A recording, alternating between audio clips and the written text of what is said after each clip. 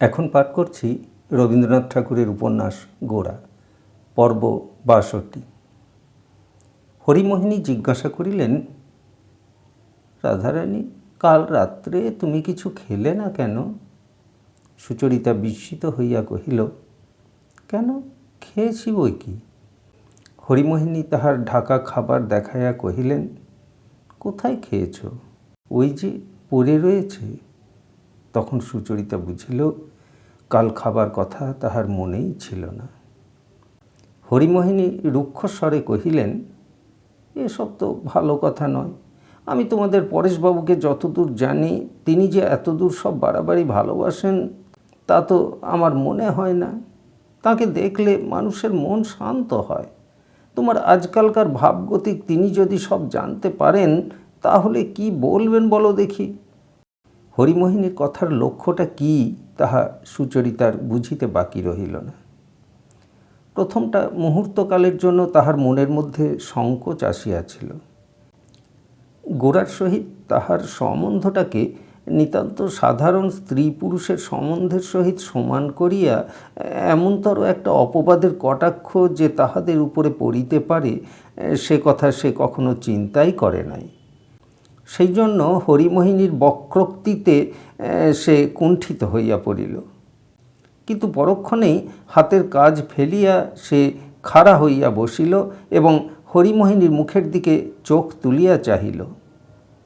গোরার কথা লইয়া সে মনের মধ্যে কাহারও কাছে কোনো লজ্জা রাখিবে না, ইহা মুহূর্তের মধ্যে সে স্থির করিল এবং কহিল, মাসি, তুমি তো জানো কাল গৌরমোহনবাবু এসেছিলেন।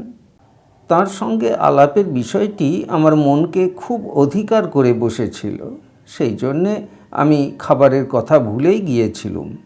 তুমি থাকলে কাল অনেক কথা শুনতে পেতে। হরিমোহিনী যেমন কথা শুনিতে চান, গোরার কথা ঠিক তেমনটি নহে।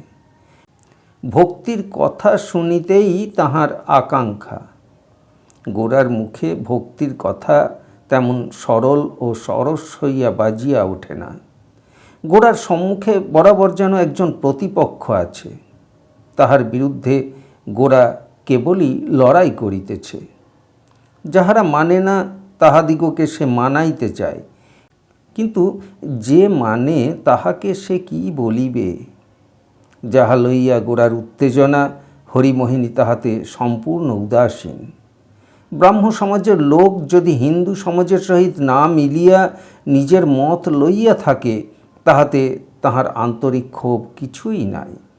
তাহার নিজের প্রিয়জনগুলির সহিত তাহার বিচ্ছেদের কোনো কারণ না ঘটিলেই তিনি নিশ্চিন্ত থাকেন। এই জন্য গোরার সঙ্গে আলাপ করিয়া তাহার হৃদয় লেশমাত্র রস পায় নাই। ইহার পরে হরিমোহিনী যখনই অনুভব করিলেন গোরাই সুচরিতার মনকে অধিকার করিয়াছে, তখনই গোরার কথাবার্তা তাহার কাছে আরও বেশি অরুচিকর ঠেকিতে লাগিল। সুচরিতা আর্থিক বিষয়ে সম্পূর্ণ স্বাধীন এবং মতে বিশ্বাসে আচরণে সম্পূর্ণ স্বতন্ত্র। এই জন্য সুচরিতাকে কোনো দিক দিয়া হরিমোহিনী সর্বতোভাবে আয়ত্ত করিতে পারেন নাই। অথচ সুচরিতাই শেষ বয়সে হরিমোহিনীর একটিমাত্র অবলম্বন।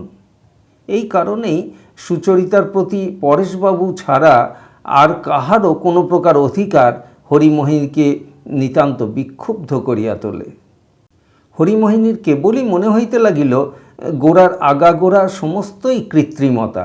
তাহার আসল মনের লক্ষ্য কোনো রকম ছলে সুচরিতার চিত্ত আকর্ষণ করা।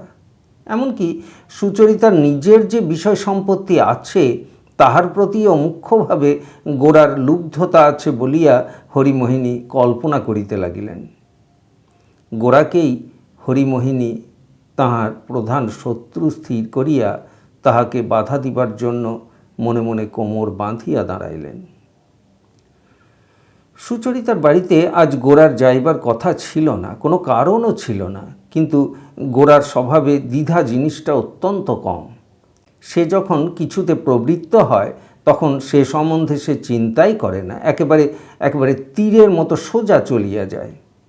আজ প্রাতঃকালে সুচরিতার ঘরে গিয়া গোরা যখন উঠিল, তখন হরিমোহিনী পূজায় প্রবৃত্ত ছিলেন।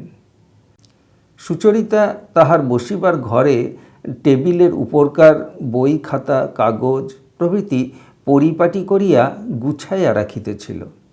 এমন সময় সতীশ আসিয়া যখন খবর দিল গৌরবাবু আসিয়াছেন, তখন সুচরিতা বিশেষ বিস্ময় অনুভব করিল না। সে যেন মনে করিয়াছিল আজ গোরা আসিবে। গোরা চৌকিতে বসিয়া কহিল, শেষকালে বিনয় আমাদের ত্যাগ করলে। সুচরিতা কহিল, কেন ত্যাগ করবেন কেন? তিনি তো ব্রাহ্ম সমাজে যোগ দেননি। গোরা কহিল, ব্রাহ্ম সমাজে বেরিয়ে গেলে তিনি এর চেয়ে আমাদের বেশি কাছে থাকতেন। তিনি হিন্দু সমাজকে আঁকড়ে ধরে আছেন বলেই একে সবচেয়ে বেশি পীড়ন করছেন। এর চেয়ে আমাদের সমাজকে সম্পূর্ণ নিষ্কৃতি দিলেই তিনি ভালো করতেন। সুচরিতা মনের মধ্যে একটা কঠিন বেদনা পাইয়া কহিল, আপনি সমাজকে এমন অতিশয় একান্ত করে দেখেন কেন? সমাজের উপর আপনি যে এত বেশি বিশ্বাস স্থাপন করেছেন, এ কি আপনার পক্ষে স্বাভাবিক, না অনেকটা নিজের উপর জোর প্রয়োগ করেন? গোরা কহিল, এখনকার অবস্থায় এই জোর প্রয়োগ করাটাই যে স্বাভাবিক। পায়ের নিচে যখন মাটি টলতে থাকে তখন প্রত্যেক পদেই পায়ের উপর বেশি করে জোর দিতে হয়। এখন যে চারিদিকেই বিরুদ্ধতা, সেই জন্য আমাদের বাক্যে এবং ব্যবহারে একটা বাড়াবাড়ি প্রকাশ পায়, সেটা অস্বাভাবিক নয়। সুচরিতা কহিল, চারিদিকে যে বিরুদ্ধতা দেখছেন সেটাকে আপনি আগাগোড়া অন্যায় এবং অনাবশ্যক কেন মনে করছেন? সমাজ যদি কালের গতিকে বাধা দেয় তাহলে সমাজকে যে আঘাত পেতেই হবে। গোরা কহিল, কালের গতি হচ্ছে জলের ঢেউয়ের মতো, তাতে ডাঙাকে ভাঙতে থাকে, কিন্তু সেই ভাঙনকে স্বীকার করে নেওয়াই যে ডাঙার কর্তব্য আমি তা মনে করি নে। তুমি মনে করো না সমাজের ভালো মন্দ আমি কিছুই বিচার করি নে। সেরকম বিচার করা এতই সহজ যে এখনকার কালের 16 বছরের বালকও বিচারক হয়ে উঠেছে। কিন্তু শক্ত হচ্ছে সমগ্র জিনিসকে শ্রদ্ধার দৃষ্টিতে সমগ্রভাবে দেখতে পাওয়া।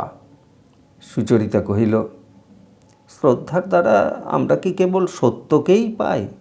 তাতে করে মিথ্যাকেও তো আমরা অবিচারে গ্রহণ করি।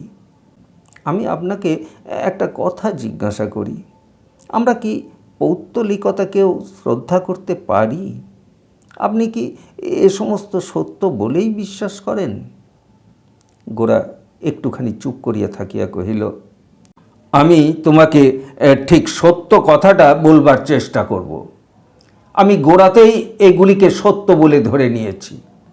ইউরোপীয় সংস্কারের সঙ্গে এদের বিরোধ আছে বলেই এবং এদের বিরুদ্ধে কতকগুলি অত্যন্ত সস্তা যুক্তি প্রয়োগ করা যায় বলেই আমি তাড়াতাড়ি এদের জবাব দিয়ে বসিনি। ধর্ম সম্বন্ধে আমার নিজের কোনো বিশেষ সাধনা নেই, কিন্তু সাকার পূজা এবং পৌত্তলিকতা যে একই, মূর্তি পূজাতেই যে ভক্তিতত্ত্বের একটি চরম পরিণতি নেই, এ কথা আমি নিতান্ত অভ্যস্ত বচনের মতো চোখ বুজে আওড়াতে পারবো না। শিল্পে, সাহিত্যে, এমনকি বিজ্ঞানে, ইতিহাসেও মানুষের কল্পনাবৃত্তির স্থান আছে। একমাত্র ধর্মের মধ্যে তার কোনো কাজ নেই, এ কথা আমি স্বীকার করব না। ধর্মের মধ্যেই মানুষের সকল বৃত্তির চূড়ান্ত প্রকাশ। আমাদের দেশের মূর্তি পূজায় জ্ঞান ও ভক্তির সঙ্গে কল্পনার সম্মিলন হবার যে চেষ্টা হয়েছে, সেটাতে করেই আমাদের দেশের ধর্ম কি মানুষের কাছে অন্য দেশের চেয়ে সম্পূর্ণতর সত্য হয়ে ওঠেনি? সুচরিতা কহিল, গ্রীসে, রোমেও তো মূর্তি পূজা ছিল। গোরা কহিল, সেখানকার মূর্তিতে মানুষের কল্পনা সৌন্দর্যবোধকে যতটা আশ্রয় করেছিল, জ্ঞান ভক্তিকে ততটা নয়। আমাদের দেশে কল্পনা জ্ঞান ও ভক্তির সঙ্গে গভীরভাবে জড়িত। আমাদের কৃষ্ণ রাধাই বলো, হর পার্বতীই বলো, কেবলমাত্র ঐতিহাসিক পূজার বিষয় নয়, তার মধ্যে মানুষের চিরন্তন তত্ত্বজ্ঞানের রূপ রয়েছে। সেই জন্যই রামপ্রসাদের, চৈতন্যদেবের ভক্তি এই সমস্ত মূর্তিকে অবলম্বন করে প্রকাশ পেয়েছে। ভক্তির এমন একান্ত প্রকাশ গ্রিস রোমের ইতিহাসে কবে দেখা দিয়েছে? সুচরিতা কহিল, কালের পরিবর্তনের সঙ্গে সঙ্গে ধর্ম ও সমাজের কোনো পরিবর্তন আপনি একেবারে স্বীকার করতে চান না। গোরা কহিল, কেন চাইব না? কিন্তু পরিবর্তন তো পাগলামি হলে চলবে না। মানুষের পরিবর্তন মনুষ্যত্বের পথেই ঘটে। ছেলে মানুষ ক্রমে বুড়ো মানুষ হয়ে ওঠে, কিন্তু মানুষ তো হঠাৎ কুকুর বিড়াল হয় না। ভারতবর্ষের পরিবর্তন ভারতবর্ষের পথেই হওয়া চাই। হঠাৎ ইংরাজি ইতিহাসের পথ ধরলে আগাগোড়া সমস্ত পণ্ড ও নিরর্থক হয়ে যাবে।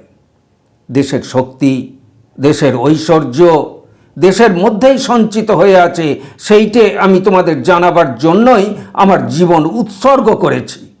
আমার কথা বুঝতে পারছো? সুচরিতা কহিল, হ্যাঁ, বুঝতে পারছি, কিন্তু এ সমস্ত কথা আমি কখনো পূর্বে শুনিনি এবং ভাবিনি। নতুন জায়গায় গিয়ে পড়লে খুব স্পষ্ট জিনিসেরও পরিচয় হতে যেমন বিলম্ব ঘটে, আমার তেমনি হচ্ছে। বোধ হয় আমি স্ত্রীলোক বলেই আমার উপলব্ধিতে জোর পৌঁছচ্ছে না। গোরা বলিয়া উঠিল, কখনোই না। আমি তো অনেক পুরুষকে জানি। এই সব আলাপ আলোচনা আমি তাদের সঙ্গে অনেক দিন ধরে করে আসছি। তারা নিঃসংশয়ে ঠিক করে বসে আছে, তারা খুব বুঝেছে। কিন্তু আমি তোমাকে নিশ্চয় বলছি, তোমার মনের সামনে তুমি আজ যেটি দেখতে পাচ্ছ, তারা একটি লোকও তার একটুও দেখেনি। তোমার মধ্যে সেই গভীর দৃষ্টিশক্তি আছে, সে আমি তোমাকে দেখেই অনুভব করেছিলুম। সেই জন্যেই আমি আমার এতকালের হৃদয়ের সমস্ত কথা নিয়ে তোমার কাছে এসেছি। আমার সমস্ত জীবনকে তোমার সামনে মেলে দিয়েছি, কিছুমাত্র সংকোচ বোধ করিনি। সুচরিতা কহিল, আপনি অমন করে যখন বলেন, আমার মনের মধ্যে ভারী একটা ব্যাকুলতা বোধ হয়। আমার কাছ থেকে আপনি কি আশা করছেন, আমি তার কি দিতে পারি, আমাকে কি কাজ করতে হবে, আমার মধ্যে যে একটা ভাবের আবেগ আসছে, তার প্রকাশ যে কী রকম, আমি কিছুই বুঝতে পারছি না। আমার কেবলই ভয় হতে থাকে, আমার উপরে আপনি যে বিশ্বাস রেখেছেন, সে পাছে সমস্তই ভুল বলে একদিন আপনার কাছে ধরা পড়ে। গোরা মেঘ গম্ভীর কণ্ঠে কহিল, সেখানে ভুল কোথাও নেই। তোমার ভিতরে যে কত বড় শক্তি আছে, সে আমি তোমাকে দেখিয়ে দেব। তুমি কিছুমাত্র উৎকণ্ঠা মনে রেখো না। তোমার যে যোগ্যতা, সে প্রকাশ করে তোলবার ভার আমার উপরে রয়েছে। আমার উপরে তুমি নির্ভর করো। সুচরিতা কোনো কথা কহিল না, কিন্তু নির্ভর করিতে তাহার যে কিছুই বাকি নাই, এই কথাটি নিঃশব্দে ব্যক্ত হইল। গোরাও চুপ করিয়া রহিল। ঘরে অনেকক্ষণ কোনো শব্দই রহিল না। বাহিরে গলিতে পুরানো বাসনওয়ালা পিতলের পাত্রে ঝনঝন শব্দ করিয়া দ্বারের সম্মুখ দিয়া হাঁকিতে হাঁকিতে চলিয়া গেল। হরিমোহিনী তাহার পূজাহ্নিক শেষ করিয়া পাকশালায় যাইতেছিলেন। সুচরিতার নিঃশব্দ ঘরে যে কোনো লোক আছে, তাহা তাহার মনেও হয় নাই। কিন্তু ঘরের দিকে হঠাৎ চাহিয়া হরিমোহিনী যখন দেখিলেন সুচরিতা ও গোরা চুপ করিয়া বসিয়া ভাবিতেছে, উভয়ে কোনো প্রকার শিষ্টালাপ মাত্রও করিতেছে না, তখন এক মুহূর্তে তাহার ক্রোধের শিখা ব্রহ্মরন্ধ্র পর্যন্ত যেন বিদ্যুৎ বেগে জ্বলিয়া উঠিল। আত্মসংবরণ করিয়া তিনি দ্বারে দাঁড়াইয়া ডাকিলেন, রাধারানী। সুচরিতা উঠিয়া তাহার কাছে আসিলে তিনি মৃদুস্বরে কহিলেন, আজ একাদশী, আমার শরীরটা ভালো নেই, যাও তুমি রান্নাঘরে গিয়ে উনানটা ধরাওগে, আমি ততক্ষণ গৌরবাবুর কাছে একটু বসি। সুচরিতা মাসির ভাব দেখিয়া উদ্বিগ্ন হইয়া রান্নাঘরে চলিয়া গেল। হরিমোহিনী ঘরে প্রবেশ করিতে গোরা তাহাকে প্রণাম করিল। তিনি কোনো কথা না কহিয়া চৌকিতে বসিলেন। কিছুক্ষণ ঠোঁট চাপিয়া চুপ করিয়া থাকিয়া কহিলেন, তুমি তো বাবা ব্রাহ্মণ। গোরা কহিল, না। হরিমোহিনী কহিলেন, আমাদের হিন্দু সমাজকে তুমি তো মানো। গোরা কহিল, মানি বই কি। হরিমোহিনী কহিলেন, তবে তোমার এ কী রকম ব্যবহার। গোরা হরিমোহিনীর অভিযোগ কিছুই বুঝিতে না পারিয়া চুপ করিয়া তাহার মুখের দিকে চাহিয়া রহিল। হরিমোহিনী কহিলেন, রাধারানীর বয়স হয়েছে, তোমরা তো ওর আত্মীয় নও, ওর সঙ্গে তোমাদের এত কি কথা। ও মেয়ে মানুষ, ঘরের কাজকর্ম করবে, ওরই বা এসব কথায় থাকবার দরকার কি। ওতে যে ওর মন অন্যদিকে নিয়ে যায়। তুমি তো জ্ঞানী লোক, দেশশুদ্ধ সকলেই তোমার প্রশংসা করে, কিন্তু এসব আমাদের দেশে কবেই বা ছিল, আর কোন শাস্ত্রেই বা লেখে। গোরা হঠাৎ একটা মস্ত ধাক্কা পাইল। সুচরিতার সম্বন্ধে এমন কথা যে কোনো পক্ষ হইতে উঠিতে পারে, তাহা সে চিন্তাও করে নাই। সে একটু চুপ করিয়া থাকিয়া কহিল, ইনি ব্রাহ্ম সমাজে আছেন, বরাবর একে এই রকম সকলের সঙ্গে মিশতে দেখেছি, সেই জন্যে আমার কিছু মনে হয়নি। হরিমোহিনী কহিলেন, আচ্ছা, ওই না হয় ব্রাহ্ম সমাজে আছে, কিন্তু তুমি তো এসব কখনো ভালো বলো না। তোমার কথা শুনে আজকালকার কত লোকের চৈতন্য হচ্ছে, আর তোমার ব্যবহার এরকম হলে লোকে তোমাকে মানবে কেন। এই যে কাল রাত্রি পর্যন্ত ওর সঙ্গে তুমি কথা কয়ে গেলে, তাতেও তোমার কথা শেষ হলো না। আবার আজ সকালেই এসেছো। সকাল থেকে ও আজ না গেল ভাঁড়ারে, না গেল রান্নাঘরে। আজ একাদশীর দিনে আমাকে যে একটু সাহায্য করবে, তাও ওর মনে হলো না। ওর কী রকম শিক্ষা হচ্ছে। তোমাদের নিজের ঘরেও তো মেয়ে আছে, তাদের নিয়ে কি সমস্ত কাজকর্ম বন্ধ করে তুমি এই রকম শিক্ষা দিচ্ছ? না না, আর কেউ দিলে তুমি ভালো বোধ করো। গোরার তরফে এসব কথার কোনো উত্তর ছিল না। সে কেবল কহিল, ইনি এই রকম শিক্ষাতেই মানুষ হয়েছেন বলে আমি এর সম্বন্ধে কিছু বিবেচনা করিনি। হরিমোহিনী কহিলেন, ও যে শিক্ষায় পেয়ে থাক, যতদিন আমার কাছে আছে আর আমি বেঁচে আছি, এসব চলবে না। ওকে আমি অনেকটা ফিরিয়ে এনেছি। ও যখন পরেশবাবুর বাড়িতে ছিল, তখনই তো আমার সঙ্গে মিশে ও হিন্দু হয়ে গেছে রব উঠেছিল। তারপরে এ বাড়িতে এসে তোমাদের বিনয়ের সঙ্গে কি জানি কি সব কথাবার্তা হতে লাগলো, আবার সব উল্টে গেল। তিনি তো আজ ব্রাহ্মঘরে বিয়ে করতে যাচ্ছেন। যাক, অনেক কষ্টে বিনয়কে তো বিদায় করেছি। তারপরে হারানবাবু বলে একটি লোক আসতো, সে এলেই আমি রাধারানীকে নিয়ে আমার উপরের ঘরে বসতুম। সে আর আমল পেল না। এমনি করে অনেক দুঃখে ওর আজকাল আবার যেন একটু মতি ফিরেছে বলে বোধ হচ্ছে। এ বাড়িতে এসে ও আবার সকলের ছোঁয়া খেতে আরম্ভ করেছিল। কাল দেখলুম সেটা বন্ধ করেছে। কাল রান্নাঘর থেকে নিজের ভাত নিজেই নিয়ে গেল, বেহারাকে জল আনতে বারণ করে দিলে। এখন বাপু, তোমার কাছে হাত জোর করে আমার এই মিনতি, তোমরা ওকে আর মাটি করো না। সংসারে আমার যে কেউ ছিল সব মরে ঝরে গেছে, কেবল ওই একটিতে এসে ঠেকেছে। ওরও ঠিক আপন বলতে আমি ছাড়া আর কেউ নেই। ওকে তোমরা ছেড়ে দাও। ওদের ঘরে আরও তো ঢের বড় বড় মেয়ে আছে। ওই লাবণ্য আছে, লীলা আছে, তারাও বুদ্ধিমতী, পড়াশোনা করেছে। যদি তোমার কিছু বলবার থাকে ওদের কাছে গিয়ে বলোগে, কেউ তোমাকে মানা করবে না। গোরা একেবারে স্তম্ভিত হইয়া বসিয়া রহিল। হরিমোহিনী কিছুক্ষণ চুপ করিয়া থাকিয়া পুনরায় কহিলেন, ভেবে দেখো, ওকে তো বিয়ে থাওয়া করতে হবে, বয়স তো যথেষ্ট হয়েছে। তুমি কি বলো, ও চিরদিন এই রকম আইবুড়ো হয়েই থাকবে? গৃহধর্ম করাটা তো মেয়ে মানুষের দরকার। সাধারণভাবে এ সম্বন্ধে গোরার কোনো সংশয় ছিল না, তাহারও এই মত বটে। কিন্তু সুচরিতা সম্বন্ধে নিজের মতকে সে মনে মনেও কখনো প্রয়োগ করিয়া দেখে নাই। সুচরিতা গৃহিণী হইয়া কোনো এক গৃহস্থ ঘরের অন্তঃপুরে ঘরকন্যায় নিযুক্ত আছে, এ কল্পনা তাহার মনেও ওঠে না। যেন সুচরিতা আজও যেমন আছে, বরাবর ঠিক এমনিই থাকিবে। গোরা জিজ্ঞাসা করিল, আপনার বঞ্চির বিবাহের কথা কিছু ভেবেছেন নাকি? হরিমোহিনী কহিলেন, ভাবতে হয় বই কি, আমি না হলে আর ভাববে কে? গোরা প্রশ্ন করিল, হিন্দু সমাজে কি ওর বিবাহ হতে পারবে? হরিমোহিনী কহিলেন, সে চেষ্টা তো করতে হবে। ও যদি আর গোল না করে, বেশ ঠিক মতো চলে, তাহলে ওকে বেশ চালিয়ে দিতে পারবো। সে আমি মনে মনে সব ঠিক করে রেখেছি। এতদিন ওর যেরকম গতিক ছিল, সাহস করে কিছু বুঝে উঠতে পারিনি। এখন আবার দুদিন থেকে দেখছি ওর মনটা নরম হয়ে আসছে, তাই ভরসা হচ্ছে। গোরা ভাবিল, এ সম্বন্ধে আর বেশি কিছু জিজ্ঞাসা করা উচিত নয়, কিন্তু কিছুতেই থাকিতে পারিল না। প্রশ্ন করিল, পাত্র কি কাউকে মনে মনে ঠিক করেছেন? হরিমোহিনী কহিলেন, হ্যাঁ, তা করেছি। পাত্রটি বেশ ভালোই, কৈলাস, আমার ছোট দেবর। কিছুদিন হলো তার বউটি মারা গেছে। মনের মতো বড় মেয়ে পায়নি বলেই এতদিন বসে আছে, নইলে সে ছেলে কি পড়তে পায়? রাধারানীর সঙ্গে ঠিক মানাবে। মনের মধ্যে গোরার যতই ছুঁচ ফুটিতে লাগিল, ততই সে কৈলাসের সম্বন্ধে প্রশ্ন করিতে লাগিল।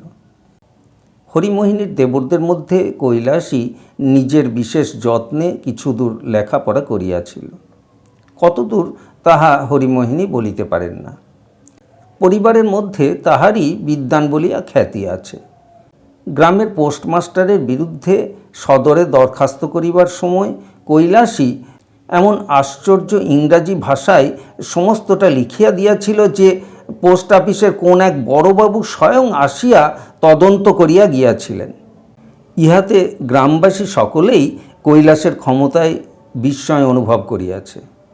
এত শিক্ষা সত্ত্বেও আচারে ধর্মে কৈলাসের নিষ্ঠা কিছুমাত্র হ্রাস হয় নাই। কৈলাসের ইতিবৃত্ত সমস্ত বলা হইলে গোরা উঠিয়া দাঁড়াইল, হরিমোহিনীকে প্রণাম করিল এবং কোনো কথা না বলিয়া ঘর হইতে বাহির হইয়া গেল। সিঁড়ি দিয়া গোরা যখন প্রাঙ্গণে নামিয়া আসিতেছে, তখন প্রাঙ্গণের অপর প্রান্তে পাকশালায় সুচরিতা কর্মে ব্যাপৃত ছিল। গোরার পদশব্দ শুনিয়া সে দ্বারের কাছে আসিয়া দাঁড়াইল। গোরা কোনো দিকে দৃষ্টিপাত না করিয়া বাহিরে চলিয়া গেল। সুচরিতা একটি দীর্ঘ নিঃশ্বাস ফেলিয়া পুনরায় পাকশালার কাজে আসিয়া নিযুক্ত হইল। গোরা গলির মোড়ের কাছে আসিতেই হারানবাবুর সঙ্গে তাহার দেখা হইল। হারানবাবু একটু হাসিয়া কহিলেন, আজ সকালেই যে? গোরা তাহার কোনো উত্তর করিল না। হারানবাবু পুনরায় একটু হাসিয়া জিজ্ঞাসা করিলেন, ওখানে গিয়েছিলেন বুঝি? সুচরিতা বাড়ি আছে তো? গোরা কহিল, হ্যাঁ, বলিয়াই সে হন হন করিয়া চলিয়া গেল। হারানবাবু একেবারেই সুচরিতার বাড়িতে ঢুকিয়া রান্নাঘরের মুক্তদ্বার দিয়া তাহাকে দেখিতে পাইলেন। সুচরিতার পলাইবার পথ ছিল না, মাসিও নিকটে ছিলেন না। হারানবাবু জিজ্ঞাসা করিলেন, গৌরমোহনবাবুর সঙ্গে এই মাত্র দেখা হলো, তিনি এখানেই এতক্ষণ ছিলেন বুঝি?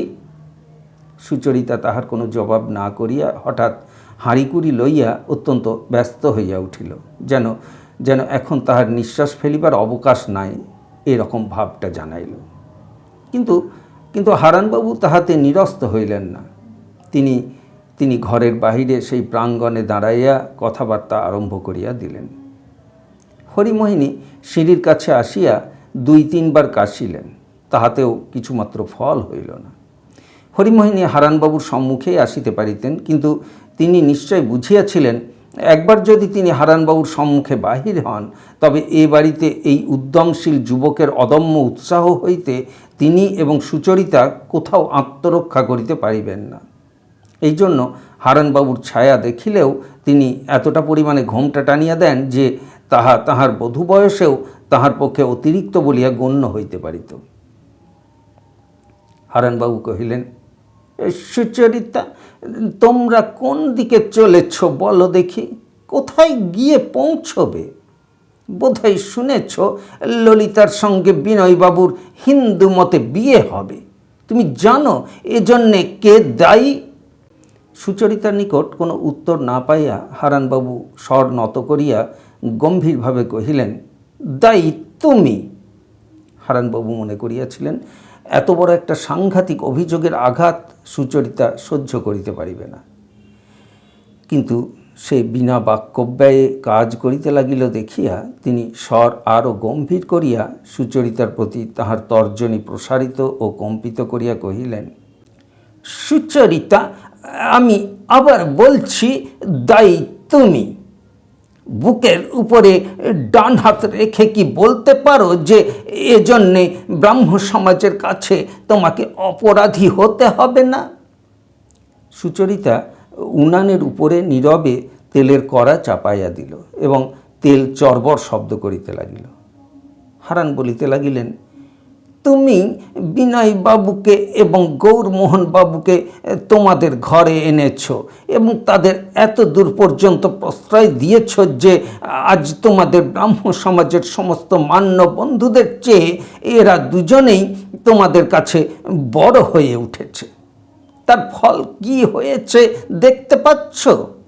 আমি কি প্রথম থেকেই বারবার সাবধান করে দিইনি? আজ কি হলো?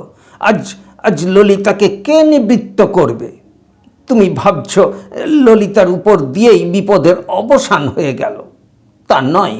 আমি আজ তোমাকে সাবধান করে দিতে এসেছি।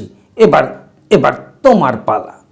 আজ ললিতার দুর্ঘটনায় তুমি নিশ্চয়ই মনে মনে অনুতাপ করছো, কিন্তু এমন দিন অনতি দূরে এসেছে যেদিন নিজের অধঃপতনে তুমি অনুতাপ মাত্রও করবে না। কিন্তু সুচরিতা, এখনো ফেরবার সময় আছে। একবার ভেবে দেখো, একদিন কত বড় মহৎ আশার মধ্যে আমরা দুজনে মিলেছিলাম। আমাদের সামনে জীবনের কর্তব্য কি উজ্জ্বল ছিল! ব্রাহ্ম সমাজের ভবিষ্যৎ কি উদারভাবেই প্রসারিত হয়েছিল! আমাদের কত সংকল্প ছিল এবং কত পাথেয় আমরা প্রতিদিন সংগ্রহ করেছি। সে সমস্তই কি নষ্ট হয়েছে মনে করো? কখনোই না। আমাদের সেই আশার ক্ষেত্র আজও তেমনি প্রস্তুত হয়ে আছে। একবার মুখ ফিরিয়ে কেবল চাও, একবার ফিরে এসো। তখন ফুটন্ত তেলের মধ্যে অনেকখানি শাক তরকারি ছ্যাঁক ছ্যাঁক করিতেছিল এবং খন্তা দিয়া সুচরিতা তাহাকে বিধিমতে নাড়া দিতেছিল। যখন হারানবাবু তাহার আহ্বানের ফল জানিবার জন্য চুপ করিলেন, তখন সুচরিতা আগুনের উপর হইতে কড়া নিচে নামাইয়া মুখ ফিরাইল এবং দৃঢ়স্বরে কহিল, আমি হিন্দু।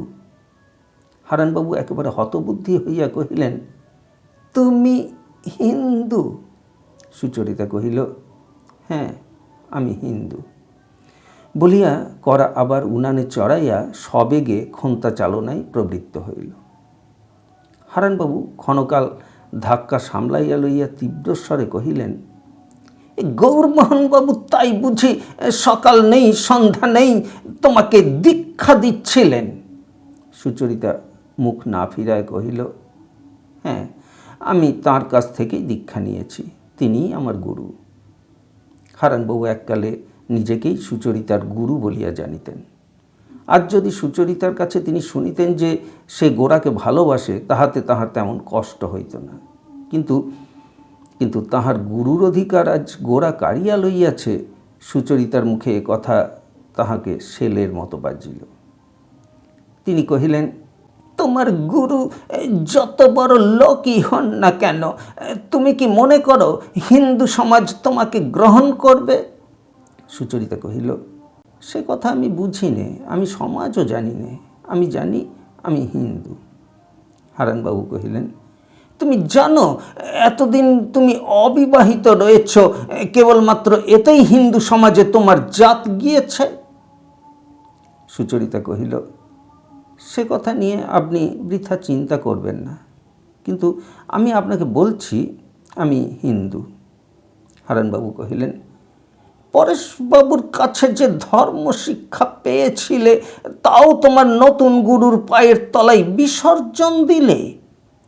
সুচরিতা কহিল, আমার ধর্ম আমার অন্তর্যামী জানেন, সে কথা নিয়ে আমি কারো সঙ্গে কোনো আলোচনা করতে চাই না, কিন্তু আপনি জানবেন আমি হিন্দু। হারানবাবু তখন নিতান্ত অসহিষ্ণু হইয়া বলিয়া উঠিলেন, তুমি যত বড় হিন্দুই হও না কেন তাতে কোনো ফল পাবে না, এও আমি তোমাকে বলে যাচ্ছি। তোমার গৌরমোহন বাবুকে বিনয়বাবু পাওনি, তুমি নিজেকে হিন্দু হিন্দু বলে গলা ফাটিয়ে মলেও গৌরবাবু যে তোমাকে গ্রহণ করবেন এমন আশাও করো না। শিষ্যকে নিয়ে গুরুগিরি করা সহজ, কিন্তু তাই বলে তোমাকে ঘরে নিয়ে ঘরকন্না করবেন এ কথা স্বপ্নেও মনে করো না। সুচরিতা রান্নাবান্না সমস্ত ভুলিয়া বিদ্যুৎ বেগে ফিরিয়া দাঁড়াইয়া কহিল, এসব আপনি কি বলছেন? হারানবাবু কহিলেন, আমি বলছি গৌরমোহনবাবু কোনোদিন তোমাকে বিবাহ করবেন না। সুচরিতা দুই চক্ষু দীপ্ত করিয়া কহিল, বিবাহ? আমি কি আপনাকে বলিনি তিনি আমার গুরু? হারানবাবু কহিলেন, তা তো বলেছ, কিন্তু যে কথাটা বলনি সেটাও তো আমরা বুঝতে পারি। সুচরিতা কহিল, আপনি যান এখান থেকে, আমাকে অপমান করবেন না। আমি আজ এই আপনাকে বলে রাখছি, আজ থেকে আপনার সামনে আমি আর বার হব না। হারানবাবু কহিলেন, বার হবে কি করে বলো? এখন যে তুমি জেনে না হিন্দু রমণী অসূর্যম পোষ্যরূপা, পরেশবাবুর পাপের ভরা এইবার পূর্ণ হলো। এই বুড়ো বয়সে তার কৃতকর্মের ফল ভোগ করতে থাকুন, আমরা বিদায় হলুম। সুচরিতা সশব্দে রান্নাঘরের দরজা বন্ধ করিয়া মেজের উপর বসিয়া পড়িল এবং মুখের মধ্যে আঁচলের কাপড় গুজিয়া উচ্ছ্বসিত ক্রন্দনের শব্দকে প্রাণপণে নিরুদ্ধ করিল। হারানবাবু মুখ কালি করিয়া বাহির হইয়া গেলেন। হরিমোহিনী উভয়ের কথোপকথন সমস্ত শুনিয়াছিলেন। আজ তিনি সুচরিতার মুখে যাহা শুনিলেন তাহা তাহার আশার অতীত। তাহার বক্ষ স্ফীত হইয়া উঠিল। তিনি কহিলেন, হবে না, আমি যে এক মনে আমার গোপীবল্লভের পূজা করিয়া আসিলাম, সে কি সমস্ত বৃথা যাইবে? হরিমোহিনী তৎক্ষণাৎ তাহার পূজা গৃহে গিয়া মেজের উপরে সাষ্টাঙ্গে লুটাইয়া তাহার ঠাকুরকে প্রণাম করিলেন এবং আজ হইতে ভোগ আরও বাড়াইয়া দিবেন বলিয়া প্রতিশ্রুত হইলেন। এতদিন তাহার পূজা শোকের সান্ত্বনা রূপে শান্তভাবে ছিল, আজ তাহা স্বার্থের সাধনরূপ ধরিতেই অত্যন্ত উগ্র উত্তপ্ত ক্ষুধাতুর হইয়া উঠিল।